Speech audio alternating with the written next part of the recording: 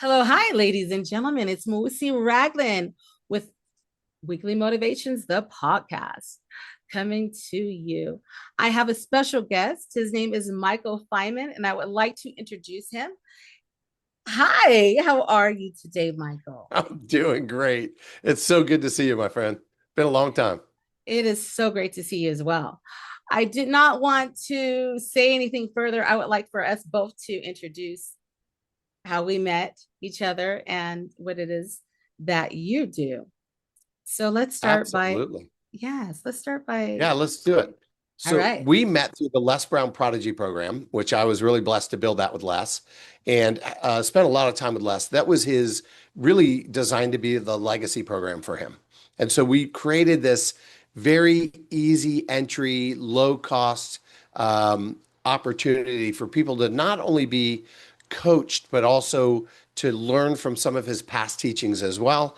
And I was one of the coaches. Les and I coached together, and then I coached for a while by myself. And I got to meet Mawusi and so many amazing people, and we just became friends, and it was awesome. That program changed my life. That's what gave me my first go ahead to open up new doors for myself. Yeah, That was yeah, I can't even explain that it was such a phenomenal experience, which most people they didn't take that opportunity. And and you're right. a lot of people Most didn't people take that. won't. Most My people won't. goal in that was to help people believe that they could, that there was more. And that's how Les is. It's really hard to listen to him for any period of time and not come out motivated. But the bottom line is, most people won't move on it. 99% of people will get stuck in their heads. They will have imposter syndrome. They will be fearful. The people around them will tell them it's not going to work. And the truth is, only a few people step away and actually do the thing. And the truth is, you don't have to do much to get above the crowd because the crowd's just standing there. They're still at the starting line. Yes. And that was an opening door for me because I had in 2017, I had just came back from Detroit, Michigan after laying my dad to rest. Yeah. And his ashes was sitting here. But I remember when I came back to town, I remember I was in my room and I prayed and I was asking God, well, I don't want to, I had changed my entire life. And I did not want to go back into my old cycle of gambling, drinking, and just wrecking my life. Yeah. And I said, God, when I wake up, show me what my path is, what is that I need to do. And I remember when I woke up, Les Brown, I heard him. He woke me up and I heard his voice for the very first time. And when I heard him saying that you can become more than what you are, you don't have to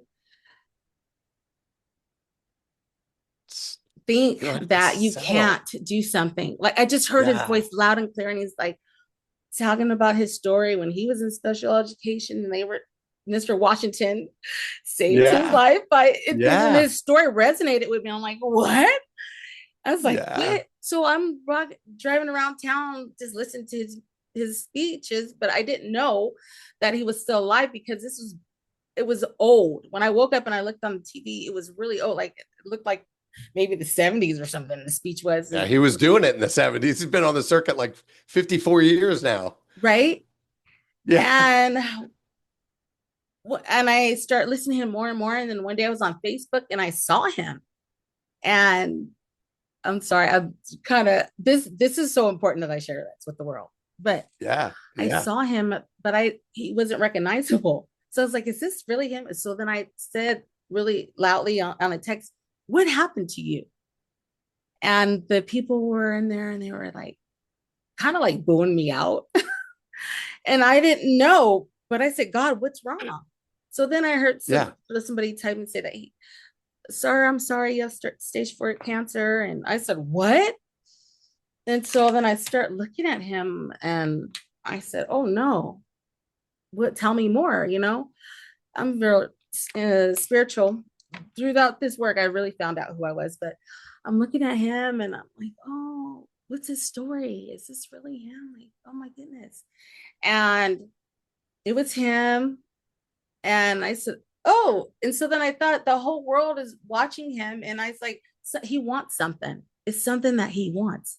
And so I was like, God, reveal it to me. And so then I start finding more about his story and who he was and everything.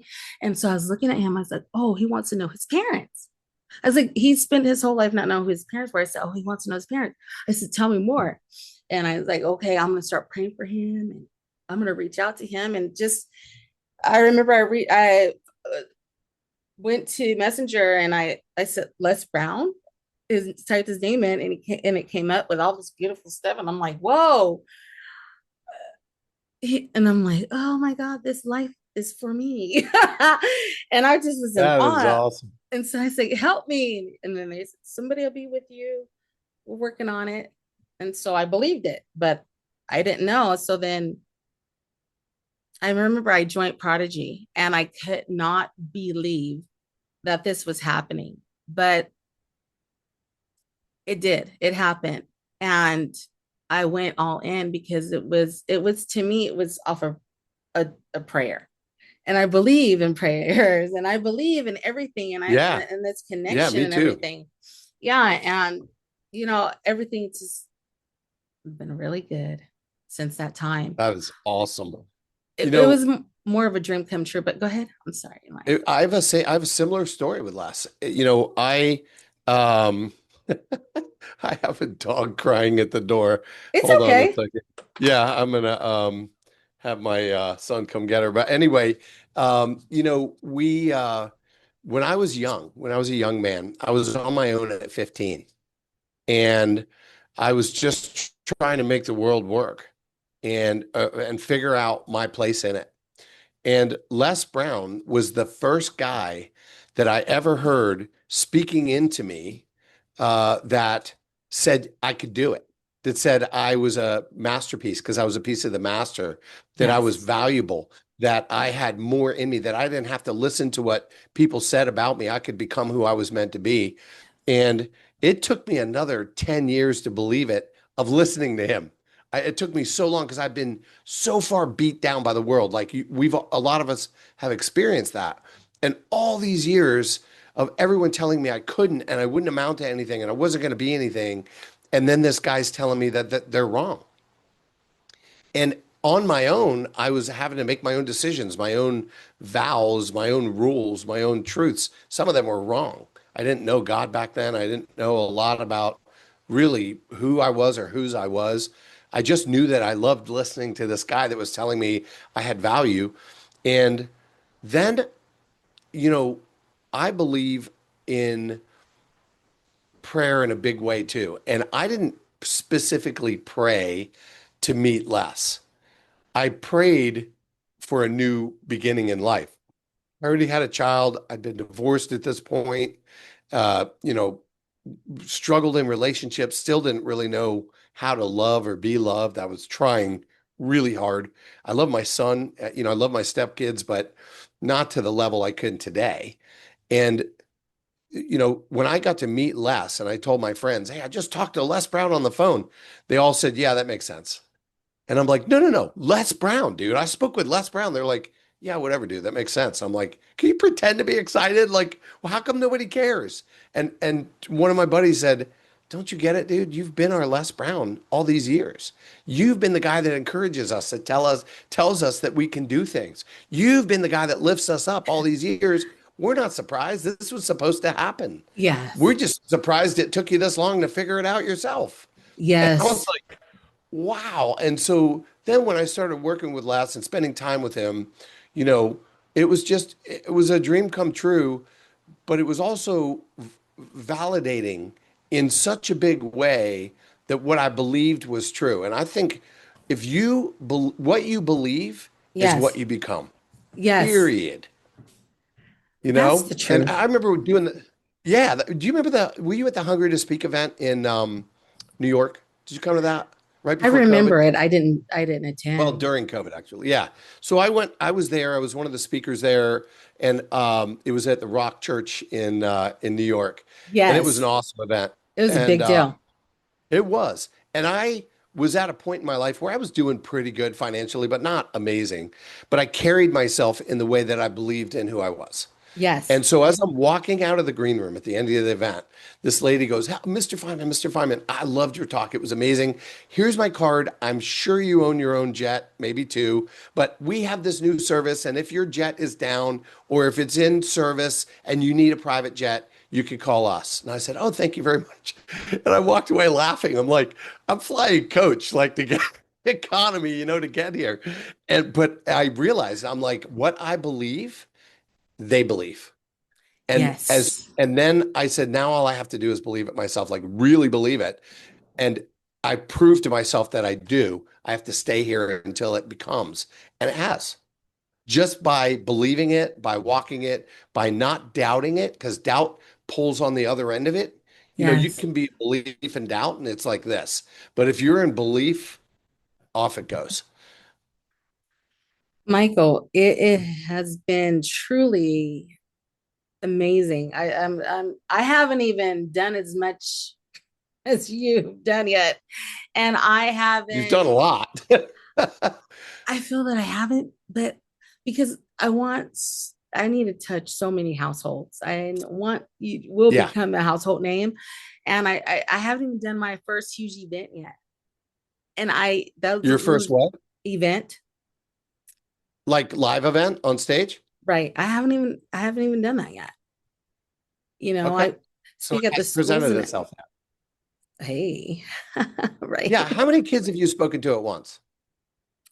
Oh, well, over 700, How many almost times? nine. Well, so many times because I Do you I know how few speak. people, do you know how few people have done that? Yes, Do you know yeah, how many speakers I know that have never spoken to 700 people I believe it. and staff members and adults Yeah, I speak to and them. teachers? That's right. Yeah, They were there. that's right. So Yeah. you might want to shift what you're saying because you have. Now, what you want to do maybe is monetize it or change the way it impacts or build something from it. But you're already there. You've already done it. You are You're right, already a Michael. speaker. It's Right. true. That's true. Yes. I think well, you're That's a big right. deal. It is a big deal. Yeah. It is. You got to I take the just, wins. You got to take the wins along the way. that too. And I want to speak more. If I could just build my life Good. just around traveling and speaking, I would be in heaven.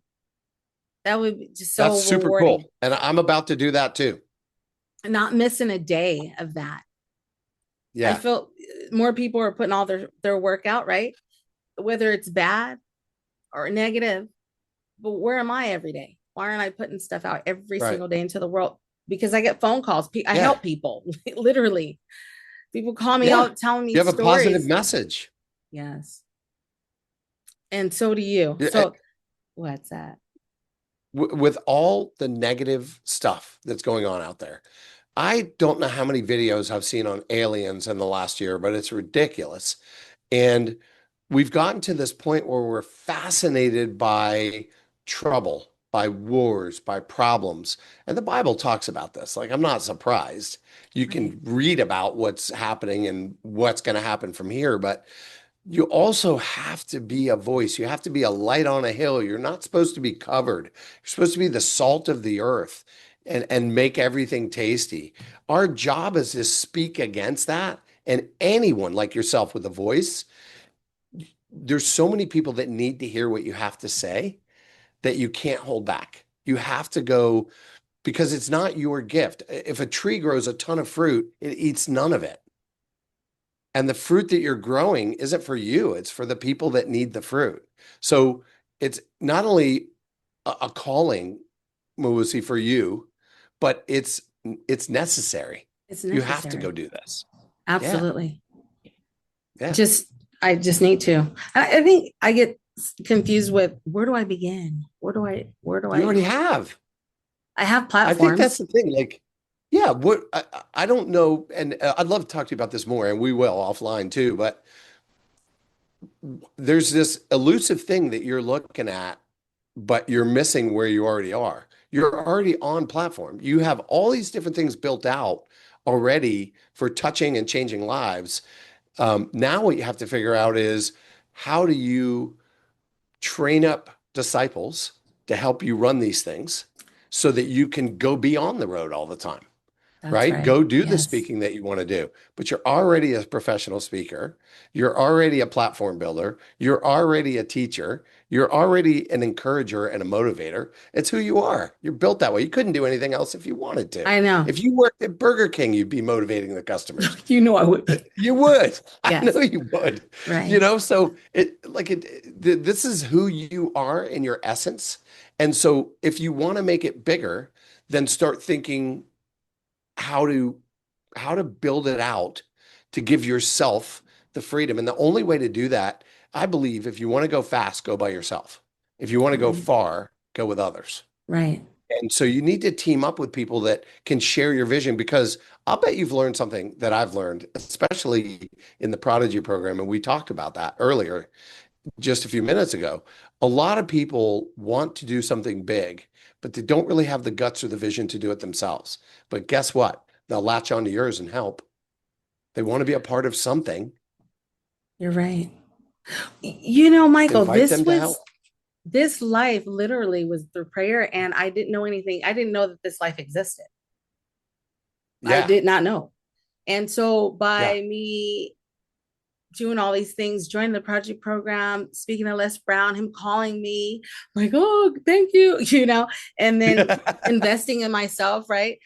If I hadn't done all Yeah. the, if I had just said, no, I don't think so, I'm too scared, or listen to other people, I would have never known. I would never be even here speaking with you. I would not be where Yeah. I am today because it changed, Yeah. it impacted my entire life, promotions and just more money. It opened up so many doors for myself, and I'm doing it. Yeah. And with you helping The me, more, without the podcast, I wouldn't be having a podcast if it wasn't for your idea. Because you saw, like, Mawusi, do you have a podcast? Like, I would love. What is that? And you're like, let me help you set this up.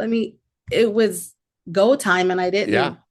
I just went into it. So now I'm here now. I'm just trying to build, and I'm making plenty of mistakes along the way, but that's Oh, heck yeah. what's to be expected. Fail forward, my friend. Fail forward. Listen, if you're not failing, you're not trying. But again, don't forget, you might be failing, but if you look back, all those people you started with, they're still at the start line. And you know who Brene Brown is? You ever heard Oh, her? I love her. Are you Isn't she kidding me? amazing? Isn't She said she? something so cool. She said, I don't listen to people that criticize me that aren't in the arena. If they're in the stands, I'm not listening. If you're in the arena, okay, maybe you have something to say. But if you're not in the arena, you're just a fan. That's true. And that's good. Love to have fans, but not when they're haters. That's right. That is true. Michael, Yeah. we only have about like 6 minutes left Okay, what do you with our got? timing. And this is so good because you have, let me go to my notes because I have some phenomenal questions and I just can't end the show Yeah. just like this Okay. because you have, Michael, the Fatherhood Code. You have that. And now you have a boy mom as well. Yeah. That's your Yeah. new Boy venture, Mom is your new one of the endeavor. programs. Yep. Yes. Top Gun Dads is under the Fatherhood Code, and Boy Mom is the other one. And Boy Mom is super exciting because it's for single moms with boys 10 to 25 years old that are raising boys and want a closer connection with them and don't know how to get it. And there, there's so many things that I can help moms do that will help them raise young masculine men, but more importantly, create the connection they so desire. Right. Like, so one of my questions, what was the moment or turning point when you realized you wanted to become a voice for fatherhood and parenting? So, my childhood, and I've talked about this every time I'm on stage, you get a line of people that want to talk. after, meet you, shake your hand, talk to you. And they all ask me the same thing because I always say, I know my calling, I know my purpose. And people want to know what that is. And they say, what is my calling? How do I find that? And I always say, go back to a trauma that you overcame, that you became more than, and start there because that's where you're going to find your purpose and your calling, usually, right? It's a great place to start. So Yes. for me, I had a really rough childhood. My mom died when I was 3. My father remarried when I was 5, and I was out of the house by 7 into boarding schools, institutions. And then I was on my own at 15. And so for me to become a solid father was very unlikely because I didn't have the one-on-one training. Because boys are taught how to be men by following the leading of their father. It doesn't really even matter what he says. It's the leading that teaches them. And so it was unlikely for that to happen, but God, and I learned it. And Yes. because I learned it, I realized how many men were fatherless when I met them in their 50s because they're still carrying that pain. And I Yes. knew I had to do something. Boy mom developed because honestly, I was dating for the last 14 years, doing coffee dates and dinner dates and talking to all these single moms. And I realized how much of a problem it was for them to raise young men and how much they desired to raise them into strong masculine men of character and integrity, but they didn't know how. Right. And I was able to help so many of them. And then, after building Top Gun Dads, I realized someone said, "Well, what about the moms?" I said, "You know what? I know how I can actually help the moms. I'm not going to do much with moms and daughters. There's a dynamic there that I'm just, I know I'm a guy. I'm not going to get that, but I do understand boys and what they need from their mom." Well, And so that's let how it launched. right. And that's great because I have two questions so we Yeah, can wrap it up. I yeah, could go on all day with you, but what yeah. are We some could. what are some common struggles you see fathers facing today, Michael? And how do you help them work through those? So, like many of us in the you know influencer industry, they have imposter syndrome about being a father. A lot of men, I will say, well, how are you sharing the word of God with your kid? Oh, I'm not a pastor. I can't. That's not something I can do. Well, sure it is. You're their dad. And I think a lot of men don't realize that because they're a father, they're an expert because you're in it. You're Yes, in the middle of it. Now, you may feel like you don't know what you're doing. You may feel that you're unqualified, but I promise you, if you're intentional and you push into it instead of run away from it, you'll get better quickly. And, I can help with a lot of that by giving guys pointers and driving them in the right direction. But just being intentional changes everything. that's right. Wow, I love that. Thank you. And so when it comes to boy mom, Yeah. how can mothers support their sons in forming their identity, especially without a consistent male role model? Yeah. So I think for single moms, one of the hardest things to do is not to treat your son when they become a teenager as a spouse because you need someone to unload on. And naturally, that's the person you love and they're in the home, but you can't. That's number one. Okay. Number two is I heard a pastor say this, and it really resonated with me. Boys are Yes. like pickup trucks. An empty pickup truck rides really rough, but if you load it down with a bunch of cement, it lowers it down. It rides super smooth. Boys were meant to be loaded down. They need purpose, they need tasks, they need responsibility. And so little things like, hey, honey, could you bring these groceries in because they're kind of heavy for your mom? Hey, could you lock all the doors at night tonight to make sure that we're safe in the home? Can you do that every night?